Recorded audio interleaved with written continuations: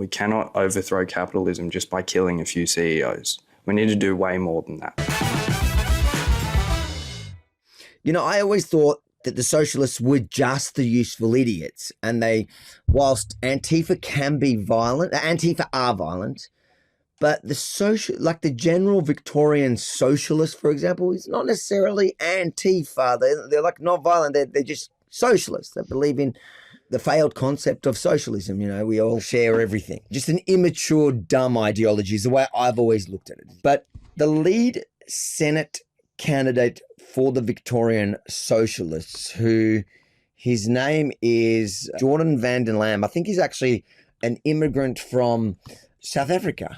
So I think we should deport him, to be honest. You know what? You tell me your reaction. We cannot overthrow capitalism just by killing a few CEOs. We need to do way more than that. We cannot defeat a government by killing a government minister. There needs to be a massive struggle to defeat a government, to defeat a system of capitalism. You can't just kill a person. That's not how it works. And I feel like some of the discourse around what Luigi's done is, we can defeat this. We can overthrow them if we just kill a few CEOs. No, they'll just be replaced. I wouldn't encourage people to do individual acts of terror. I would encourage them to join a group that is organised and organising and get involved. Places like Rahu, join the Palestinian protests wherever you can, meet with people, get involved, see what they're trying to do, and join them. Our power does not come from individuals doing things on their own. Our power comes from us doing things as a group and collectively. That's what they're scared of. They're not really scared of this. The thing that most upsets capitalism is us stopping the flow of capital. Unfortunately, Luigi didn't stop the flow of capital, but he did stop one CEO. And I think that's on the whole a good thing. But my preference would be for us to stop the flow of capital as a group, organised and collectivised. So yeah, a few people have asked, like, why haven't I denounced, what Luigi did and whatever? And that's because I don't think what he did was entirely bad. What do you make of that?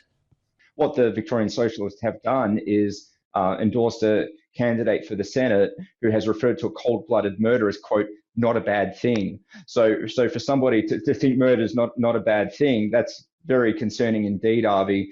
And the other statements made by that particular individual, he referred to single acts of terrorism kind of not being useful and that people should join groups. He's literally inciting violence and then telling people to go collectively join like groups like the Palestinian protests, where we already know that there's Hamas guys there. So those are guys that are aligning themselves to one form of terrorism. This guy's saying the only problem that I had with that act of violence is it was too small. So we need to do collective terrorism, like as a group, to essentially overthrow the government.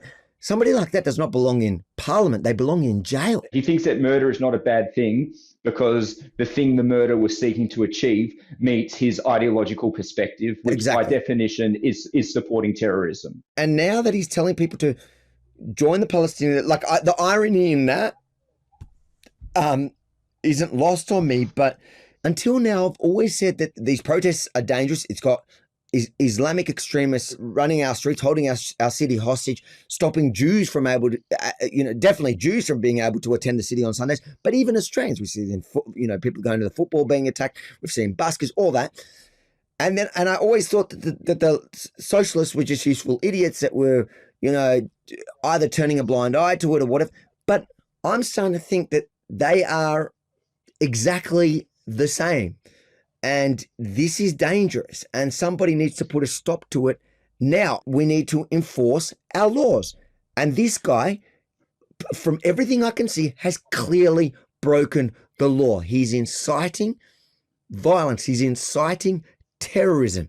When we look to every socialist revolution, it was covered in blood and murder and the stripping of people's rights. And clearly this person is very supportive of bringing about political change. Whenever you bring up any socialist experiment to any of these socialists, what do they always say to you? When you go, it wasn't done the right way. It wasn't done the right way. So I've always found that they've tried to distance themselves from the violence or from... No, this bloke's embracing it. He's embracing it. And I think this is the mask off. This is really them. And we need to put a stop to it now before it's too late, because they Here's a big question, Avi.